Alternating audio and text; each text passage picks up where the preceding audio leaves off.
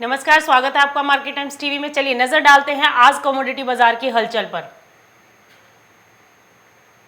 हरियाणा का गन्ना मूल्य देश में सबसे अधिक। सरकार ने किसानों की मांग पर गन्ने का मूल्य 10 रुपए प्रति क्विंटल बढ़ाने का किया फैसला। महाराष्ट्र में अब तक हुआ 1,65,000 टन चीनी का उत्पादन। इस साल 5 नवंबर तक देश भर में 149 चीनी मिलों द्वारा 54.61 मिलियन टन गन्ने की हुई पेराई। दालों की कीमतों में गिरावट। अक्टूबर की ऊंचाई से अरहर दाल की कीमतों में 15 से 20% की गिरावट आने से आम जनता को मिली राहत। कपास उत्पादन 2020-21 में 356 लाख गांठ होने का अनुमान। अत्यधिक बारिश और कीट के संक्रमण से फसल को हुए नुकसान के कारण चालू फसल वर्ष में उत्पादन कम रहने का हुआ अनुमान। हाड़ौती की मंडियों में धान की बम्पर आवक। इस बार करीब 1 लाख हेक्टेयर में धान की बुआई हुई थी और उत्पादन भी हुआ बेहतर। 4600 तक बिक रहा बासमती धान। किसानों के खिले चेहरे। मंडियों में शुरू हुई बासमती की आवक। नया माल आने के बाद दिवाली पर और सस्ते हुए काजू बादाम। प्याज की कीमतों में गिरावट। महाराष्ट्र की मंडियों में लुढ़के दाम। कोरोना की वैक्सीन जल्द आने की खबर से अंतरराष्ट्रीय बाजार में सोने चांदी की कीमतों में भारी गिरावट। कल की तेजी गिरावट के बाद आज सोने चांदी में दिखी रिकवरी। कच्चे तेल में दबाव के साथ कारोबार। कच्चे तेल की कीमतों में कल की शानदार तेजी के बाद आज बाजारों में दबाव। चलिए अब नजर डालते हैं खबरों पर विस्तार से।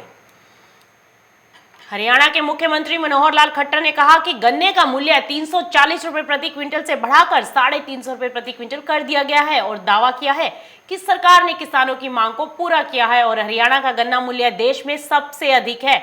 मीडिया कर्मियों के साथ बातचीत करते हुए मुख्यमंत्री खट्टर ने कहा कि विपक्ष किसानों के मुद्दों को राजनीतिक नौटंकी के रूप में इस्तेमाल कर रहा है, जबकि वास्तव में सरकार किसानों के हित में काम कर रही है। खट्टर ने यह भी कहा कि बाजार में चीनी की कीमत पर्याप्त नहीं होने के बावजूद सरकार ने किसानों की मांग पर गन्ने का मूल्य 10 रुपए प्रति क्विंटल बढ़ाने का फैसला किया और अब ये कीमतें 340 रुपए प्रति क्विंटल से बढ़कर 350 रुपए प्रति क्विंटल हो गई हैं। देश भर में चीनी मिलों ने गन्ना पेराई सत्र शुरू कर दिया है। फिलहाल महाराष्ट्र गन्ना पेराई में आगे चल रही है। National federation of cooperative sugar factories limited के अनुसार इस साल 5 नवंबर तक देश भर में 149 चीनी मिलों द्वारा 54.61 मिलियन टन गन्ने की पेराई हुई है और 4.25 लाख टन चीनी का उत्पादन किया गया है। महाराष्ट्र में 61 मिलों ने औसतन 7% चीनी की रिकवरी से 23,57,000 टन गन्ने की पेराई करके 1,65,000 टन चीनी का उत्पादन किया है। एथेनॉल के लिए चीनी के डाइवर्जन की अनुमानित मात्रा को ध्यान में रखते हुए सीजन के अंत में महाराष्ट्र का चीनी उत्पादन 95 लाख टन होने की उम्मीद है, जो पिछले साल के 61,71,000 टन से 33,30,000 टन अधिक है। दालों की कीमतों में गिरावट जारी है और आपको बता दें कि अक्टूबर की ऊंचाई से अरहर दाल की कीमतों में 15 से 20% की गिरावट आने से आम जनता को कुछ राहत मिली है, जबकि मसूर और चना सहित अन्य दालों में सरकार द्वारा उठाए गए उपायों के बाद या तो स्थिरता आई है या फिर गिरावट देखने को मिली है। सरकार द्वारा 15 नवंबर से 31 दिसंबर तक तुअर आयात करने की अवधि में विस्तार की घोषणा के बाद से लातूर में अच्छी क्वालिटी वाली तुअर दाल की एक्स मिल कीमत 120 रुपए किलो से घटकर 100 रुपए किलो रह गई है। सरकार ने सार्वजनिक वितरण प्रणाली के माध्यम से राज्यों को तुअर बेचना भी शुरू कर दिया है। पिछले महीने सरकार ने अरहर आयात करने की अवधि और मसूर पर कम आयात शुल्क को 31 दिसंबर तक बढ़ाया था। इसके अलावा इन कमोडिटीज की कीमतों में कमी करने के लिए बाजार में चना भी सरकार ने उतार दिया है। अरहर की दाल के मिल गेट और खुदरा मूल्य 120 रुपए प्रति किलोग्राम और 150 रुपए प्रति किलोग्राम पहुंच गए थे। केंद्र सरकार ने हाल ही में मोजम्बिक के साथ फिर से 5 साल के लिए तुअर दाल के आयात के लिए द्विपक्षीय समझौते को भी नवीनीकृत किया है, जिससे भारत हर साल अब 2 लाख टन दालें आयात कर सकेगा। 31 दिसंबर तक 4 लाख टन अरहर के आयात की अनुमति है। मोजम्बिक से 2 लाख टन के अलावा देश में लगभग 3.25 लाख टन पहुंचने की उम्मीद है। इस बीच चना दाल की कीमतों में भी स्थिरता देखने को मिली है। तेजी जो देखने को मिल रही थी उस पर ब्रेक लगी और मुख्य रूप से दिवाली की मांग और पीएम गरीब कल्याण योजना के विस्तार के कारण चना की कीमतों में तेजी देखने को मिली थी, अब उस पर अंकुश लगता दिखाई दिया। इस महीने सरकार ने मसूर पर लगाए गए 10% के कम आयात शुल्क को भी 31 दिसंबर तक बढ़ा दिया है।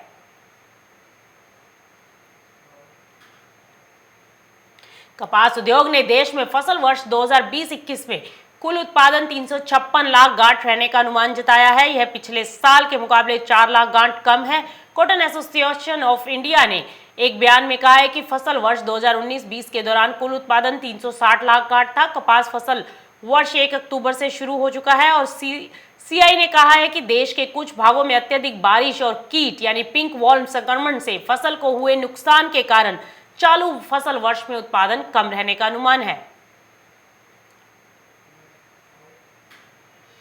कोटा में दीपावली के त्योहारी सीजन में हड़ौती की मंडियों में धान की बम्पर आवक देखने को मिल रही है। इससे बाजार में भी खरीदारी में उठाव आ गया है। किसान माल बेचकर बाजार में खरीदारी करने जा रहे हैं। मंडियों से लेकर बाजार में उत्सव का माहौल नजर आ रहा है। भामाशाह मंडी में सोमवार को धान की आवक का आंकड़ा 1 लाख बोरी पार हो गया, जो इस सीजन में सबसे ऊपर है। भामाशाह मंडी में हड़ौती के अलावा मध्य प्रदेश के 1 दर्जन से अधिक जिलों से किसान धान बेचने आ रहे हैं। सोमवार को जबलपुर, विदिशा तक के किसान धान बेचने आए।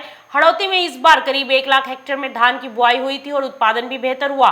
हड़ौती के बासमती चावल की मांग ईरान, इराक और सऊदी अरब के साथ साथ अन्य खाड़ी देशों में भी होती है। 80% आवक खाड़ी देशों में निर्यात होता है, लेकिन पिछले 2 साल से खाड़ी देशों से व्यापारिक संबंध अच्छे नहीं होने के कारण बासमती आवक के निर्यात पर विपरीत असर पड़ा है।